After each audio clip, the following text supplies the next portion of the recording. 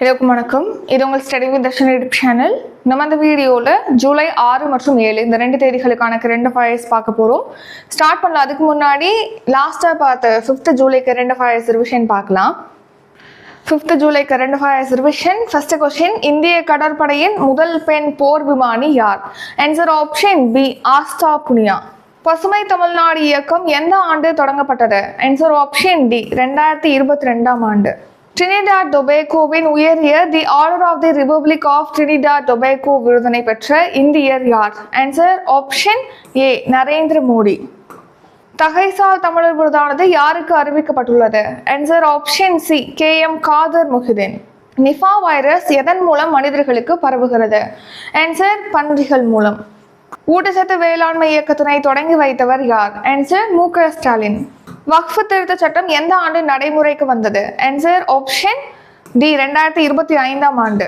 ஆசிய யூத் மற்றும் ஜூனியர் பளுதூக்குதல் சாம்பியன்ஷிப்பில் இந்தியாவின் பங்குனி தாரா டேஷ் பதக்கம் வென்றுள்ளார்? ஆன்சர் வெள்ளி பதக்கம். எந்த துறைமுகத்தை இயக்க Maha Magathi infra service private limited நிறுவனம் மற்றும் தமிழ்நாடு கடல்சார் வாரியம் ஒப்பந்தம் மேற்கொண்டுள்ளது? Answer Cuddalore, option B. Padma Shri விருது பெற்ற வேலு ஆசான் கீழ்கண்ட எதனுடன் தொடர்புடையவர்? ஆன்சர் பறை இசை கலைஞர். மைக்ரோசாஃப்ட் நிறுவனத்தின் CEO யார்? ஆன்சர் சத்யா நாதல்லா. நாட்டின் 2வது ராக்கெட் ஏவுதளம் எங்கு அமைக்கப்பட உள்ளது? Answer option B, Kulasekarapattinam. சரி, இன்றைக்கான கரண்ட் அஃபேர்ஸ் பார்க்கலாம். அதுக்கு முன்னாடி இப்போ ஜூலை 10 பார்த்தீங்கன்னா குரூப் 2க்காக ஹோல் பேட்ச் வந்து ஸ்டார்ட் பண்ணுறோம். ஹோல் டெஸ்ட் பேட்ச் ஃபீஸ் வந்து 850. டிஸ்கிரிப்ஷனில் GPay, PhonePe, Paytm, YouPay number கொடுத்துருக்கோம். அந்த நம்பருக்கு பே பண்ணிட்டு ஸ்க்ரீன்ஷாட் எடுத்து வாட்ஸ்அப்பில் ஆன் பண்ணிங்கன்னா உங்களை பேட்சில் ஆட் பண்ணிடுவோம். Next GK batch, Tamil batch, current affairs batch, maths batch, upcoming test batch பற்றி டீட்டெயில் டிஸ்கிரிப்ஷனில் இருக்கு, செக் பண்ணி பார்த்துக்கோங்க. இப்போ கரண்ட் அஃபேர்ஸ் பார்க்கலாம். ஃபர்ஸ்ட் கொஸ்டின், நாட்டின் முதல் தேசிய கூட்டுறவு பல்கலைக்கழகம் எங்கு அமைக்கப்படுகிறது?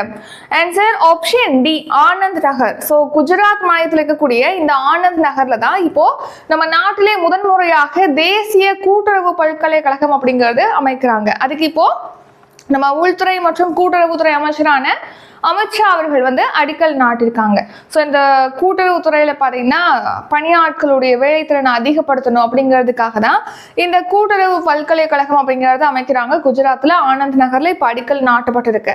இந்த பல்கலைக்கழகத்துடைய பேர் என்ன அப்படின்னா திரிபுவன் கூட்டுறவு பல்கலைக்கழகம். ஏன் இப்போ திரிபுவன் கூட்டுறவு பல்கலைக்கழகம் சொல்லிட்டு பேர் வைக்கிறாங்கன்னா, நம்ம நாட்டில் அமுல் நிறுவனம் இருக்கு இல்லையா, அந்த அமுல் நிறுவனத்துக்கு அடித்தளம் விட்டவர்களில் ரொம்ப முக்கியமான ஒருத்தர் தான் திரிபுவன் தாஸ் கேஷுபாய் படேல் என்பவர். ஸோ அவருடைய பேர்ல தான் திரிபுவன் பல்கலைக்கழகம் அப்படின்னு சொல்லிட்டு இந்த பல்கலைக்கழகத்துக்கு வந்து பேர் வைக்கிறாங்க, இந்த யூனிவர்சிட்டிக்கு. சரி, இந்த யூனிவர்சிட்டி எவ்வளோ ஏக்கர் பரப்பளவில் அமைக்கப்படுதுன்னா 125 ஏக்கர் பரப்பளவில் அமைக்கிறாங்க. எவ்வளோ கோடி செலவில் அப்படின்னு கேட்டீங்கன்னா 500 கோடி ரூபாய் செலவில் குஜராத்ல இப்போ ஆனந்த் நகர்ல அமைக்கிறாங்க இந்த பல்கலைக்கழகத்தை. நெக்ஸ்ட் ரீசன் நியூஸ், நம்ம நாட்டின் முதல் ஆழ்கடல் சரக்கு பரிமாற்ற துறைமுகம் அப்படிங்கிறது விழிஞ்சம் துறைமுகம். அது எங்க இருக்குன்னா கேரளால இருக்கு. அடுத்த முழு கல்வி அறிவு பெற்ற நம்ம நாட்டுடைய முதல் மாநிலம் எது அப்படின்னா மிசோரம். அடுத்து இந்தியா பூட்டான் எல்லையில அமைக்கப்பட்ட முதல் ஒருங்கிணைந்த எல்லை சாவடி எங்க அமைச்சிருக்காங்கன்னா அசாம் ஸ்டேட்ல தான் இந்தியா பூட்டான் எல்லையில முதல் ஒருங்கிணைந்த எல்லை சாவடிங்கிறது அமைக்கப்பட்டிருக்கு. செகண்ட் கொஸ்டின், 2026ஆம் ஆண்டிற்கான பிரிக்ஸ் கூட்டமைப்பின் தலைமை பொறுப்பை எந்த நாடு ஏற்கிறது? Answer option A, India. So 2026ஆம் ஆண்டு நெக்ஸ்ட் இயர் பார்த்தீங்கன்னா பிரிக்ஸுக்கான தலைமை பொறுப்பை நம்ம இந்தியா தான் ஏற்குது. சரி, இந்த வருஷம் யார் தலைமை பொறுப்பை ஏற்றிருக்கா அப்படின்னு கேட்டீங்கன்னா பிரேசில் தான் 2025ஆம் ஆண்டுக்கான தலைமை பொறுப்பை ஏற்றிருக்கு. அதன்படி பிரேசில் தலைமையில ரியோ டி ஜெனிரோல இப்போ பிரிக்ஸ் கூட்டமைப்புடைய 17வது உச்சி மாநாடு அப்படிங்கிறது நடைபெற்றது. அதுல பிரிக்ஸ் உறுப்பு நாடுகளுடைய தலைவர்கள்லாம் பங்கேற்றிருப்பாங்க. பிரிக்ஸ்ல எத்தனை உறுப்பு நாடுகள் இருக்கு அப்படின்னு கேட்டீங்கன்னா 10 நாடுகள் இருக்கு. ஃபர்ஸ்ட் பிரிக்ஸ் ஸ்டார்ட் பண்ணது ஒரு 5 நாடுகள். யார் ஸ்டார்ட் பண்ணிருப்பா அப்படின்னா பிரேசில், ரஷ்யா, இந்தியா, சீனா, தென்னாப்பிரிக்கா ஆகிய நாடுகள் தான் பிரிக்ஸை வந்து ஸ்டார்ட் பண்ணியிருப்பாங்க, நிறுவன உறுப்பினர்கள். அதுக்கப்புறமா தான் ரீசெண்டாக தான் புதுசாக ஒரு 5 நாடுகள் இந்த பிரிக்ஸ் கூட்டமைப்பில் இணைஞ்சிருக்கு. அது என்னென்னா எகிப்து, எத்தியோப்பியா, ஈரான், ஐக்கிய அரபு அமீரகம், சவுதி அரேபியா, இந்தோனேஷியா ஆகிய நாடுகள் பிரிக்ஸ் கூட்டமைப்பில் இப்போ புதுசாக சேர்ந்திருக்காங்க. மொத்தமாக பிரிக்ஸில் 10 நாடுகள் பார்த்தீங்கன்னா மெம்பர்ஸாக இருக்காங்க, மெம்பர் கண்ட்ரிஸாக வந்து இருக்கிறாங்க. சரியா? சரி, இப்போ இந்த பிரிக்ஸ் கூட்டமைப்பு அப்படிங்கிறது G7க்கு போட்டியான ஒரு கூட்டமைப்பா கருதப்படுகிறது. G7ங்கிறது வளர்ச்சி அடைந்த நாடுகளுடைய கூட்டமைப்பு, 7 நாடுகளுடைய கூட்டமைப்பு. இப்போ மொத்த மக்கள் தொகை, உலக மக்கள் தொகையில பிரிக்ஸ் வந்து எவ்வளவு பெர்சன்டேஜ் கொண்டிருக்கு அப்படின்னா 49.5% மக்கள் தொகையை கொண்டிருக்கு நம்ம பிரிக்ஸ். நெக்ஸ்ட், உலக மொத்த உற்பத்தியில பாத்தீங்கன்னா 40% வந்து பிரிக்ஸ் நாடுகளால் மேற்கொள்ளப்படுகிறது. உலகளாவிய வர்த்தகத்துல 26% வந்து பிரிக்ஸ்னால மேற்கொள்ளப்படுகிறது, அதாவது பிரிக்ஸ்ல உள்ள நாடுகளால. இப்போ பிரிக்ஸ் கூட்டமைப்பு மாநாடு 17வது மாநாடு பிரேசில்ல ரியோ டி ஜெனீரோல நடந்திருக்கு. நெக்ஸ்ட் இயர் வந்து பிரிக்ஸ் கூட்டமைப்புக்கான தலைமை பொறுப்பை நம்ம இந்தியா ஏற்க போகுது. இப்போ நடந்த இந்த 17வது உச்சி மாநாட்டுல பெஹல்காம் தாக்குதல் நடந்துச்சு இல்லையா நம்ம நாட்டுல, ஜம்மு அண்ட் காஷ்மீர்ல பெஹல்காம்ல சுற்றுலா பயணிகள் மீது பாத்தீங்கன்னா பாகிஸ்தான் பயங்கரவாதிகள் வந்து அட்டாக் பண்ணியிருப்பாங்க ஏப்ரல் 22ல. ஸோ அந்த பயங்கரவாத தாக்குதலுக்கு வந்து பிரிக்ஸ் கூட்டமைப்பானது கண்டனம் தெரிவிச்சிருக்காங்க இப்போ ரீசெண்டா. அடுத்த 3வது கேள்வி, உங்களுடன் ஸ்டாலின் திட்டத்தின் கீழ் எத்தனை சிறப்பு முகாம்கள் நடத்தப்பட உள்ளன? ஆன்சர் 10,000 முகாம்கள். ஸோ இப்போ உங்களுடன் ஸ்டாலின் அப்படிங்கிற ஒரு சிறப்பு முகாம் பார்த்தீங்கன்னா ஒரு 10,000 முகாம்கள் நடத்த போவதாக இந்த திட்டத்தை அறிவிச்சிருக்காங்க. அதன்படி இப்போ ஜூலை 15ஆம் தேதி பார்த்தீங்கன்னா இந்த உங்களுடன் ஸ்டாலின் அப்படிங்கிற பேர்ல சிறப்பு முகாம்கள் நடத்தப்படும் சொல்லியிருக்காங்க. கிராமப்புறங்கள் நகர்ப்புறங்கள்லையுமே இது நடத்தப்படும் சொல்லியிருக்காங்க. எதுக்காகனா அரசுடைய சேவைகள் மக்களுடைய இருப்பிடத்துக்கே கொண்டு போய் சேர்க்கப்படணும். அரசு அதாவது மக்களுடைய குறைகளை தீர்க்கணும், அவங்களுக்கான சேவைகள் அவங்களுடைய இருப்பிடத்துக்கே கொண்டு போய் சேர்க்கணும் அப்படிங்கிறதுக்காக தான் இந்த உங்களுடன் ஸ்டாலின் அப்படிங்கிற இந்த சிறப்பு முகாம்கள் 10,000 சிறப்பு முகாம்கள் நடத்தப்படும் சொல்லியிருக்காங்க ஜூலை 15ஆம் தேதியிலேருந்து. ஸோ ஜூலை 15ல ஸ்டார்ட் பண்றாங்க இல்லையா, எங்கே இதை தொடங்கி வைக்க போறாங்க முதலமைச்சர் ஸ்டாலின் அப்படின்னா கடலூர் மாவட்டத்தின் சிதம்பரத்துல தான் முதலமைச்சர் ஸ்டாலின் அவர்கள் இதை தொடங்கி வைக்க போறாங்க. ஸோ பொதுமக்களுடைய குறைகளை தீர்ப்பதற்காக இந்த முகாம்கள் இப்போ மொத்தம் 10,000 முகாம்கள் அமைக்க போறாங்க. நகர் பகுதியிலையும் அமைக்க போறாங்க, அதே மாதிரி கிராமப்புறங்களையும் இந்த முகாம்கள் நடத்தப்படும் சொல்லியிருக்காங்க. மொத்தம் 10,000 முகாம்கள்ல 3,768 முகாம்கள் நகர்ப்புற பகுதியில் நடத்தப்படும். 6,232 முகாம்கள் வந்து கிராமப்புறங்கள்ல ஊரக பகுதிகளில் நடத்தப்படும் சொல்லியிருக்காங்க. ஸோ நகர்ப்புற மக்கள் பார்த்தீங்கன்னா 13 அரசு துறை சார்பில் வழங்கக்கூடிய 43 சேவைகளை பெற முடியும் இந்த சிறப்பு முகாம்கள் மூலமா அப்படின்னு சொல்லியிருக்காங்க. இதுவே ஊரக பகுதியா இருக்கு அப்படின்னா 15 துறைகளை சேர்ந்த 46 சேவைகளை இவங்க பெற்றுக்கொள்ள முடியும் அப்படின்னு சொல்லிட்டு இந்த உங்களுடன் ஸ்டாலின் அப்படிங்கிற முகாம்கள் மூலமாக அப்படின்னு சொல்லி தெரிவிச்சிருக்காங்க. அரசு துறைகளுடைய சேவைகள் வசிக்கும் பகுதிகளுக்கே கொண்டு போய் சேர்ப்பதற்காக தான் இந்த முகாம்கள். அடுத்து 4வது கேள்வி, வாழ்ந்து காட்டுவோம் எந்த வங்கியின் நிதி உதவியுடன் செயல்படுத்தப்படுகிறது? ஸோ வாழ்ந்து காட்டுவோம் திட்டம் அப்படிங்கிறது பார்த்தீங்கன்னா உலக வங்கியோட நிதி உதவி, ஆப்ஷன் ஏ, உலக வங்கியோட நிதி உதவியின் மூலமாக தான் தமிழ்நாட்டில் செயல்படுத்துறாங்க. ஸோ முக்கியமாக ஊரக பகுதிகளில் பார்த்தீங்கன்னா இந்த வறுமையை ஒழிக்கணுங்கிறது மட்டும் இல்லாமல் புதிய தொழில்களை தொடங்குவதை ஊக்குவிக்கணும் அப்படிங்கிறதுக்காக தான் வாழ்ந்து காட்டுவோம் திட்டம் ஸ்டார்ட் பண்ணியிருப்பாங்க. ஸோ இது இனிஷியலா லான்ச் பண்ணும்போது என்ன நேம்ல இருக்கும்னா புது வாழ்வு அப்படிங்கிற நேம்ல தான் 2005 to 2006ஆம் நிதியாண்டுல ஸ்டார்ட் பண்ணிருப்பாங்க உலக வங்கி நிதி உதவியோட. இப்போ உலக வங்கியோட நிதி உதவின்னு சொல்றோம், எவ்வளவு பர்சன்டேஜ் இந்த நிதியை கொடுக்குது உலக வங்கினா 70%. ஸோ இந்த திட்டத்தை செயல்படுத்துறதுக்கான மொத்த செலவினத்துல உலக வங்கி 70%, தமிழ்நாடு 30% வழங்கி தான் இந்த திட்டமானது செயல்படுத்துறாங்க. ஊரக பகுதிகளில் வறுமையை ஒழிக்கணும், ஊரக தொழில்களை ஊக்குவிக்கணும் அப்படின்னு சொல்லிட்டு. இப்போ இந்த 2005 to 6ல ஸ்டார்ட் பண்ணாங்க இல்லையா புது வாழ்வுன்னு சொல்லிட்டு, அந்த ஸ்கீம் பார்த்தீங்கன்னா 2016ஆம் ஆண்டோட நிறைவடைஞ்சிருச்சு. ஸோ அதுக்கப்புறமா 10 இயர்ஸ்க்கு பார்த்தீங்கன்னா வாழ்ந்து காட்டுவோம் அப்படிங்கிற பேர்ல எக்ஸ்டெண்ட் பண்ணியிருப்பாங்க. இப்போ இந்த ஜூன் 30ஆம் தேதியோட அந்த எக்ஸ்டெண்ட் பண்ண திட்டமும் இப்போ முடிஞ்சிருச்சு, அந்த காலமும் முடிஞ்சிருச்சு. ஸோ நெக்ஸ்ட் இந்த ஸ்கீமை தொடர்வது தொடர்பாக நீட்டிப்பது தொடர்பாக எந்த ஒரு அனௌன்ஸ்மெண்ட்டுமே பண்ணலை. ஸோ அதனால பார்த்தீங்கன்னா நிறைய பணியாளர்கள் பாதிக்கப்பட வாய்ப்பு இருக்குன்னு சொல்லியிருக்காங்க. ஏன்னா இந்த ஸ்கீம்ல கிராமப்புற மக்களுக்கு பார்த்தீங்கன்னா பொருளாதார வளர்ச்சிக்கான ஆலோசனைகளை வழங்குறது, அவங்களுக்கான வாய்ப்புகளை ஏற்படுத்தி தருவதற்காக பணியாளர்கள் வந்து பணியமர்த்தப்பட்டிருக்காங்க.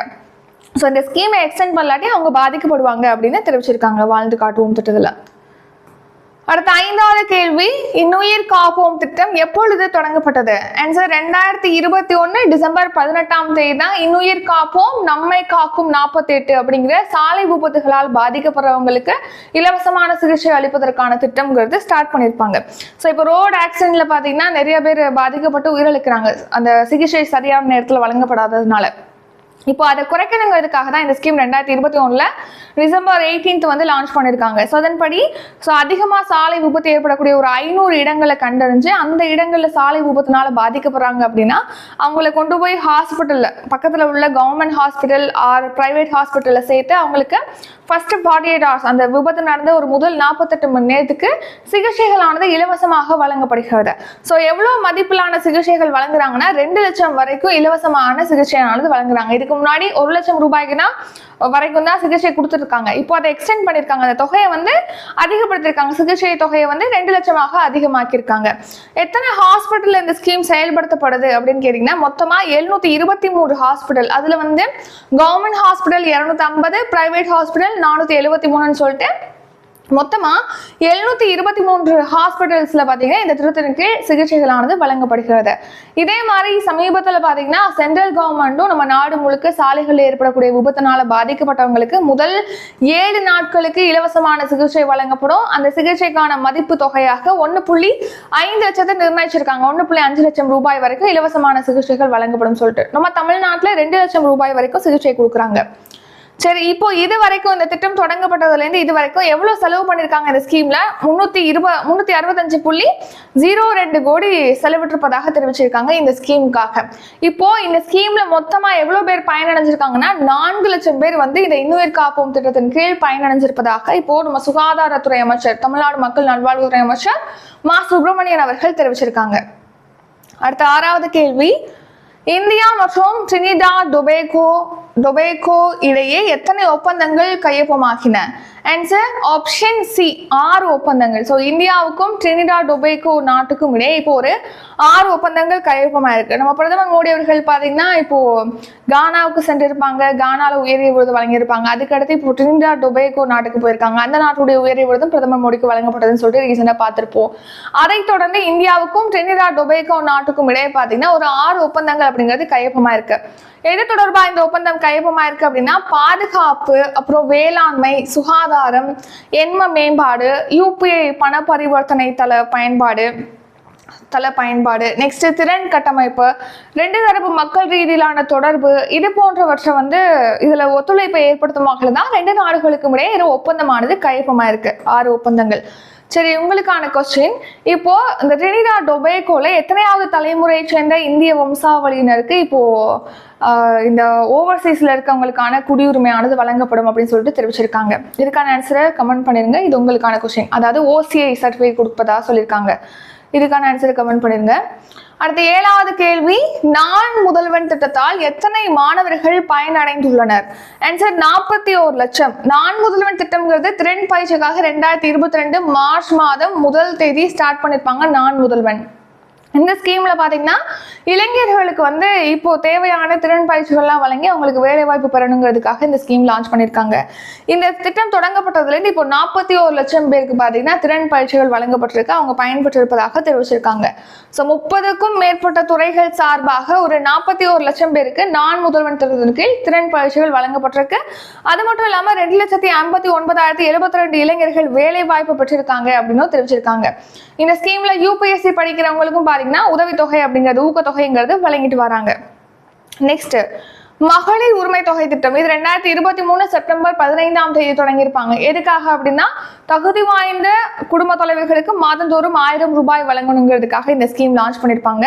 இந்த ஸ்கீம்ல பாத்தீங்கன்னா மாதம் 1.15 கோடி பெண்கள் குடும்ப தலைவர்களுக்கு 1000 ரூபாயானது அவங்களுடைய வங்கி கணக்குல நேரடியாக வரவு வைக்கப்பட்டு வருது. இப்போ கடந்த நிதியாண்டுக்கு பாத்தீங்கன்னா இந்த ஸ்கீமுக்காக 13,721.50 கோடி ஒதுக்கீடு செஞ்சிருக்காங்க.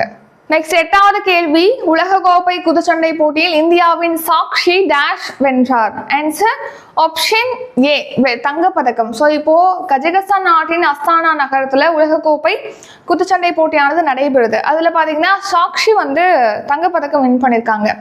சரிக்கா, நீங்க சாக்ஷி வந்து 54 கிலோ பிரிவுல தங்கப்பதக்கம் வின் பண்ணிருக்காங்க. அடுத்து மீனாட்சி பாத்தீங்கன்னா 48 கிலோ பிரிவுல வெள்ளி பதக்கம் வின் பண்ணிருக்காங்க. பூஜா ராணி வந்து இந்த போட்டியில 80 கிலோ எடை பிரிவுல வெள்ளி பதக்கம், ஆடவருக்கான 85 கிலோ பிரிவுல ஜூக்னோ இந்திய வீரர் ஜூக்னோ வந்து வெள்ளி பதக்கம் வின் பண்ணிருக்காங்க. அடுத்த 9வது கேள்வி, 2025ஆம் ஆண்டுக்கான KS சுப்பிரமணியன் மொழிபெயர்ப்பு விருதுகள் யாருக்கு அறிவிக்கப்பட்டுள்ளது? ஆன்சர் ஆப்ஷன் டி, ஏ மற்றும் பி. ஸோ கார்த்திகை பாண்டியன் அப்புறம் TM ரகுராம் இவங்க 2 பேருக்கு தான் இந்த வருஷத்துக்கான KS சுப்பிரமணியன் மொழிபெயர்ப்பு விருதுகளானது அறிவிச்சிருக்காங்க. இதுல பாத்தீங்கன்னா இந்த கார்த்திகை பாண்டியன் இருக்கார் இல்லையா, அவர் வந்து ஆங்கிலத்துல உள்ள நூலை வந்து தமிழ்ல மொழிபெயர்த்ததுக்காக அவருக்கு இந்த KS சுப்பிரமணியன் மொழிபெயர்ப்பு விருது அறிவிக்கப்பட்டிருக்கு. அதே மாதிரி TM ரகுராம் என்பவருக்கு வந்து தமிழ்ல உள்ள நூலை வந்து பிற மொழிகள்ல மொழிபெயர்த்தமைக்காக விருது அறிவிக்கப்பட்டிருக்கு. ஸோ இந்த KS சுப்பிரமணியன் மொழிபெயர்ப்பு விருது அப்படிங்கிறது கோவை விஜயவாசகர் வட்டம் சார்பில் தான் வழங்கப்படுகிறது. அடுத்த 10வது கேள்வி, சூப்பர் யுனைடெட் ராபிட் செஸ் போட்டியில் சாம்பியன் பட்டம் வென்றவர் யார்? Answer D, Gukesh. ஸோ நம்ம இந்திய சதுரங்க வீரர் டி குகேஷ் தான் இப்போ நடைபெற்ற சூப்பர் யுனைடெட் ராபிட் செஸ் போட்டியில் பார்த்தீங்கன்னா சாம்பியனாக இருக்காரு. ஸோ இந்த போட்டியானது குரோஷியாவில் நடந்திருக்கு. அதில் பார்த்தீங்கன்னா இது வந்து ரேபிட் அண்ட் ஃபிளிட்ஸுக்கு நடத்துகிறாங்க. இதில் ரேபிட் பிரிவில் வந்து இந்திய வீரர் டி குகேஷ் 9 சுற்றுகள் முடிவில் அதிகமான புள்ளிகளை பெற்று முதலிடத்தை பிடிச்சிருக்காரு. நெக்ஸ்ட் கிரிக்கெட் போட்டி, இப்போ TNPL 2025 கிரிக்கெட் போட்டியானது நடைபெற்றது. அதில் பார்த்தீங்கன்னா ஐ ட்ரீம்ஸ் திருப்பூர் தமிழன்ஸ் அணியானது வின் பண்ணியிருக்காங்க. 118 ரன்கள் வித்தியாசத்தில் திண்டுக்கல் டிராகன்ஸ் அணியை வீழ்த்தி இப்போ சாம்பியனாக இருக்காங்க. அடுத்த 11வது கேள்வி, விண்வெளியில் சுபான்சு சுக்லா எது குறித்து ஆய்வு செய்கிறார்? ஆன்சர் ஆப்ஷன் ஏ, எலும்பு ஆரோக்கியம். ஸோ இப்போ ஆக்சிம் ஸ்பேஸ் நிறுவனத்துடைய, அதாவது ஆக்சிம் ஸ்பேஸ்ங்கிறது மனிதர்களை விண்ணுக்கு அனுப்புவதற்கான பணியை வந்து செய்துட்டு வராங்க. அந்த ஆக்சிம் ஸ்பேஸ் நிறுவனத்துடைய ஆக்சிம் போர் திட்டத்தின் கீழ் 4 விண்வெளி வீரர்கள் வந்து விண்ணுக்கு அனுப்பப்பட்டிருக்காங்க. அதில் ஒருத்தர் தான் நம்ம இந்திய வீரர் சுபான்சு சுக்லா. அவர் பார்த்தீங்கன்னா இன்டர்நேஷனல் ஸ்பேஸ் ஸ்டேஷனுக்கு அனுப்பப்பட்டிருக்காங்க, சர்வதேச விண்வெளி நிலையத்துக்கு. அங்கே ஒரு 14 நாட்களுக்கு ஆய்வு செய்வாங்கன்னு சொல்லி பார்த்தோம் இல்லையா. அதில் பார்த்தீங்கன்னா இப்போ அவங்க செய்யக்கூடிய ஆய்வுகள் ஒன்றாக இப்போ எலும்பு ஆரோக்கியம் தொடர்பாக அவர் ஆய்வு செய்வதாக தெரிவிச்சிருக்காங்க. சுபான்சு சுக்லா என்பவர் பார்த்தீங்கன்னா நம்ம ககன்யான் திட்டத்துக்கு விண்ணுக்கு அனுப்புறதுக்காக தேர்வு செய்யப்பட்ட வீரர்கள் ஒருத்தர் தான் சுபான்சு சுக்லா. இப்போ அவர் வந்து ஒரு அனுபவத்திற்காக இன்டர்நேஷனல் ஸ்பேஸ் ஸ்டேஷனுக்கு அனுப்பப்பட்டிருக்காரு. 14 நாட்களுக்கு 60 ஆய்வுகள் அவர் மேற்கொள்வார் இன்டர்நேஷனல் ஸ்பேஸ் ஸ்டேஷன்ல அப்படின்னு சொல்லியிருக்காங்க. அதுல ஒரு ஆய்வாக இப்போ எலும்பு ஆரோக்கியம் குறித்து அவர் ஆய்வு செய்வதாக தெரிவிச்சிருக்காங்க. ஸோ எலும்பு ஆரோக்கியம்னா இப்போ நுண்ணீர்ப்பு விசை இருக்கு இல்லையா, அந்த நுண்ணீர்ப்பு விசை சூழலுக்கு ஏற்ற மாதிரி எலும்பு பார்த்தீங்கன்னா எலும்புல மாற்றம் ஏற்படுது, சுருங்குறது விரிகிறது அப்படின்னு சொல்லிட்டு எலும்புல மாற்றம் ஏற்படுது. ஸோ அந்த எலும்புகள் செயல்படும் விதம் இதை கண்டுபிடிச்சு அதன் மூலமா பூமியில எலும்பு புரை சிகிச்சையை சிறப்பாக மேற்கொள்வதற்காக தான் இந்த ஆய்வு வந்து அவர் மேற்கொள்றாரு. அது மட்டும் இல்லாம விண்வெளியில நுண்பாசி மாதிரிகளையும் இவர் நிலைநிறுத்தியிருப்பதாக இப்போ தெரிவிச்சிருக்காங்க. சுபான்சு சுக்லா என்பவர் பார்த்தீங்கன்னா லக்னோவை சேர்ந்தவர். அடுத்து ஷார்ட் நியூஸ், நம்ம நாடு முழுக்க ஒரே டைம்ல மக்களவை சட்டப்பேரவை தேர்தல்கள் நடத்துறதுக்காக ஒரே நாடு ஒரே தேர்தல் திட்டத்தை வந்து தொடங்குறதுக்கு மத்திய அரசு முயற்சி மேற்கொண்டு வராங்க. அதுக்காக தான் 2 மசோதாக்கள் வந்து மத்திய அரசு அறிமுகம் செஞ்சிருப்பாங்க. அந்த மசோதாக்களை எதிர்ப்பு தெரிவிச்ச நிலையில அதுல என்னென்ன திருத்தங்கள் மேற்கொள்ளலாம், என்ன பண்ணணும்னு சொல்லிட்டு ஆய்வு செய்யறதுக்காக நாடாளுமன்ற கூட்டுக்குழு அப்படிங்கிறது பாஜக MP PP சௌத்ரி அவர்கள் தலைமையில அமைச்சிருக்காங்க நாடாளுமன்ற கூட்டுக்குழு. இப்ப என்ன தெரிவிச்சிருக்காங்க அப்படின்னா, நீதிபதிகள் இந்த மசோதாக்கள்ல பாத்தீங்கன்னா தேர்தல் ஆணையத்துக்கு அதிகாரம் அதிகமா இருக்கு அப்படின்னு சொல்லிட்டு தெரிவிச்சிருக்காங்க. நெக்ஸ்ட், அமெரிக்காவின் பிரபல தொழிலதிபர் எலான் மஸ்க் இருக்கார் இல்லையா, அவர் இப்போ ட்ரம்புக்கு எதிராக, ட்ரம்புக்கும் அவருக்கு பிரச்சனை. ஸோ அதை எடுத்து பார்த்தீங்கன்னா ஒரு புதிய கட்சியை தொடங்குவதாக சொல்லியிருக்காரு. அந்த கட்சியோட பேர் அமெரிக்கா கட்சியை வந்து தொடங்கியிருப்பதாக தெரிவிச்சிருக்காங்க. அடுத்து, இந்திய ஈட்டியெறிதல் வீரர் நீரஜ் சோப்ரா பார்த்தீங்கன்னா அவர் முதன்முறையா ஒரு நீரஜ் சோப்ரா கிளாசிக் ஈட்டியெறிதல் போட்டியை நடத்திருக்காரு அவரோட பேர்ல. அந்த போட்டியில பாத்தீங்கன்னா நீரஜ் சோப்ரா 86.18 மீட்டர் தூரத்திற்கு ஈட்டி எறிந்து இப்போ சாம்பியனா இருக்காரு. Next 6 and 7 July current affairs revision பார்க்கலாம். இன்றைக்கான கரண்ட் அஃபேர்ஸ் ரிவிஷன். அதுக்கு முன்னாடி இப்போ ஜூலை 10ஆம் தேதி பார்த்தீங்கன்னா குரூப் 2க்காக ஹோல் டெஸ்ட் பேட்ச் வந்து ஸ்டார்ட் பண்ணுறோம். இதுக்கான ஃபீஸ் வந்து 850. அதே மாதிரி 12ஆம் தேதி பார்த்தீங்கன்னா கரண்ட் அஃபேர்ஸ் டெஸ்ட் பேட்ச் வந்து ஸ்டார்ட் ஆகுது குரூப் 2க்காக. லாஸ்ட் 1 இயர் கவர் பண்ணுவோம். இதுக்கான ஃபீஸ் ஒன்லி டெஸ்ட் மட்டும் போதுன்னா 250, வித் மந்த்லி PDF டெஸ்ட் வேணும்னா 550, வித் ஆன்சர் எக்ஸ்பிளனேஷனோட வேணும் PDF ப்ளஸ் டெஸ்ட், அதாவது monthly PDF test plus answer explanation வேணுன்னா 750 ரூபி வரும். அதுக்கடுத்து 18ஆம் தேதி பார்த்தீங்கன்னா கரண்ட் அஃபேர்ஸ் சப்ஸ்கிரிப்ஷன் ஸ்டார்ட் பண்ணுறோம். 1 இயர் சப்ஸ்கிரிப்ஷன். இந்த இயர் ஜூலை 1லேருந்து நெக்ஸ்ட் இயர் ஜூன் 30 வரைக்கும் 1 இயருக்கான daily PDF, monthly PDF, weekly test, monthly test அதில் ப்ரொவைட் பண்ணுவோம். இதுக்கான ஃபீஸ் வந்து 600 ரூபி. ஜாயின் பண்ண நினைக்கிறவங்க டிஸ்கிரிப்ஷனில் GPay, PhonePe, Paytm, YouPay number கொடுத்துருக்கோம். பே பண்ணிட்டு நீங்கள் ஜாயின் பண்ணிக்கலாம். அது மட்டும் இல்லாமல் மேக்ஸ் பேட்ச் ஸ்டார்ட் ஆகுது. தமிழ் டெஸ்ட் பேட்ச் குரூப் 2க்காக ஸ்டார்ட் பண்ணுறோம். அப்கமிங் டெஸ்ட் பேட்ச் பற்றி டீட்டெயிலாம் டிஸ்கிரிப்ஷனில் இருக்குது, செக் பண்ணி பார்த்துக்கோங்க. இப்போ நம்ம இன்றைக்கான கரண்ட் அஃபேர்ஸ் ரிவிஷன் பார்க்கலாம். ஃபர்ஸ்ட் கொஸ்டின், நாட்டின் முதல் தேசிய கூட்டுறவு பல்கலைக்கழகம் எங்கு அமைக்கப்படுகிறது? ஆன்சர் ஆப்ஷன் டி, ஆனந்த் நகர். 2026ஆம் ஆண்டிற்கான பிரிக்ஸ் கூட்டமைப்பின் தலைமை பொறுப்பை எந்த நாடு ஏற்கிறது? Answer option A, India. உங்களுடன் ஸ்டாலின் திட்டத்தின் கீழ் எத்தனை சிறப்பு முகாம்கள் நடத்தப்பட உள்ளன? ஆன்சர் ஆப்ஷன் ஏ, 10,000. வாழ்ந்து காட்டுவோம் திட்டம் எந்த வங்கியின் நிதி உதவியுடன் செயல்படுத்தப்படுகிறது? ஆன்சர் ஆப்ஷன் ஏ, உலக வங்கி. இன்னுயிர் காப்போம் திட்டம் எப்பொழுது தொடங்கப்பட்டது? ஆன்சர் 2021ஆம் ஆண்டு டிசம்பர் 18ஆம் தேதி. இந்தியா மற்றும் ட்ரினிடாட் டொபேகோ இடையே எத்தனை ஒப்பந்தங்கள் கையொப்பமாகி உள்ளன? ஆன்சர் ஆப்ஷன் சி, 6 ஒப்பந்தங்கள் கையொப்பமாகி உள்ளன. நான் முதல்வன் திட்டத்தால் எத்தனை மாணவர்கள் பலனடைந்துள்ளனர்? ஆன்சர் ஆப்ஷன் டி, 41 லட்சம். உலகக்கோப்பை குத்துச்சண்டை போட்டியில் இந்தியாவின் சாக்ஷி டேஷ் வென்றார்? ஆன்சர் ஆப்ஷன் பி, வெள்ளி பதக்கம். 2025ஆம் ஆண்டுக்கான KS சுப்பிரமணியன் மொழிபெயர்ப்பு விருதுகள் யாருக்கு அறிவிக்கப்பட்டுள்ளது? Answer A and B, Karthigai Pandian மற்றும் TM Raghuram. Super united rapid chess போட்டியில் சாம்பியன் பட்டம் வென்றவர் யார்? Answer option A, D Gukesh. விண்வெளியில் சுபான்சு சுக்லா எது குறித்து ஆய்வு செய்கிறார்? ஆன்சர் ஆப்ஷன் ஏ, எலும்பு ஆரோக்கியம். இத்துடன் இன்றைக்கான கரண்ட் அஃபேர்ஸ் வீடியோ நிறைவடைகிறது. இந்த வீடியோ உங்களுக்கு பிடிச்சிருந்தா லைக் பண்ணுங்க, ஷேர் பண்ணுங்க. நம்ம சேனலை நீங்க இன்னும் சப்ஸ்கிரைப் பண்ணலன்னா மறக்காம சப்ஸ்கிரைப் பண்ணிக்கோங்க. நன்றி, வணக்கம்.